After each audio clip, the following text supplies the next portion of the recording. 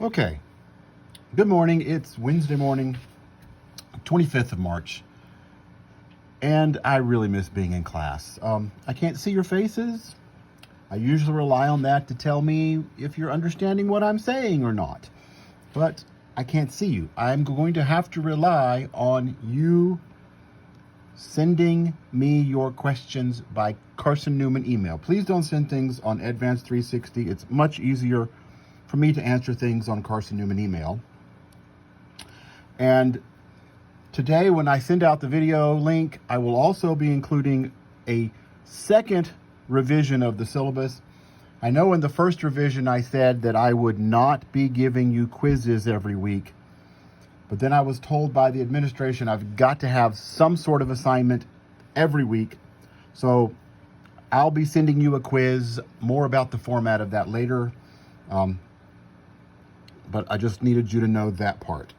So now let's get to trigonometry. Let's review what we did so far. You should be really getting familiar with this unit circle thing because we have used it so much. And remember how the unit circle works. If we have an angle, let me take this unit circle away for a moment. If we have an angle, well, let me put the angle down first. Here's my angle, theta. It may or may not be one of the nice ones that I've learned about. Now, I'm going to draw a circle whose center is at the vertex of the angle, and it helps. It helps if the radius is 1.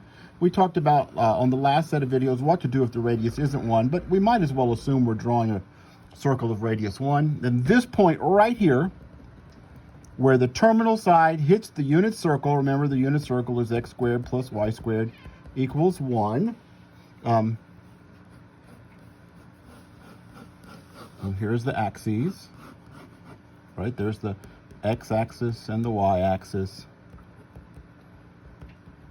If we look at the point on the circle, I'm just going to write xy for now, but look at that point where the terminal side hits the unit circle,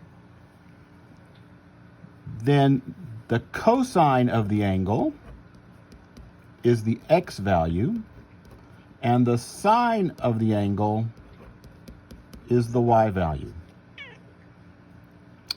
You may hear my cat in the background. I don't know what she wants. And so for certain points, we have 16 points on the unit circle that we know for sure.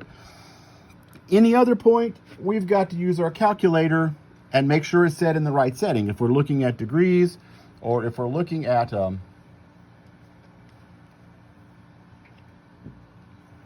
radians, make sure our calculator is set in the right mode to find trig functions using your calculator. And once we have these two, the cosine and the sine, based on that point, then remember last time we defined 4 more, and I suggested you learn them in this way. The tangent of the angle is the sine of the angle divided by the cosine of the angle. In some sense, the sine and the cosine, this x and y, are the building blocks. The tangent is the sine over the cosine, and the cotangent is the cosine over the sine. Those things are just reciprocal to each other. If you know that the tangent is 2, you're going to know that the cotangent is 1/2, because notice they're just flipped. They are reciprocals. The other two, the secant is the reciprocal of the cosine,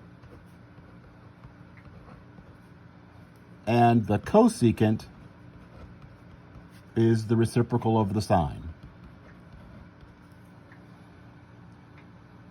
We also learned that if we're dealing with acute angles, and acute angles are always first quadrant angles, they're always going to lie in the first quadrant. We can put the angle in a right triangle,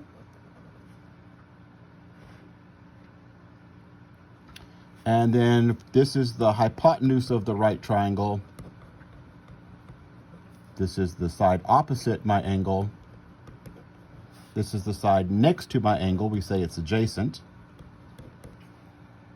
We learned that the sine and the cosine and the tangent can be found. And by the way, if you know the sine, the cosine, the tangent, you can find the other ones. By so, ka, to, wa. And I gave some homework problems that use that. Now we're going to talk about something new in the next video.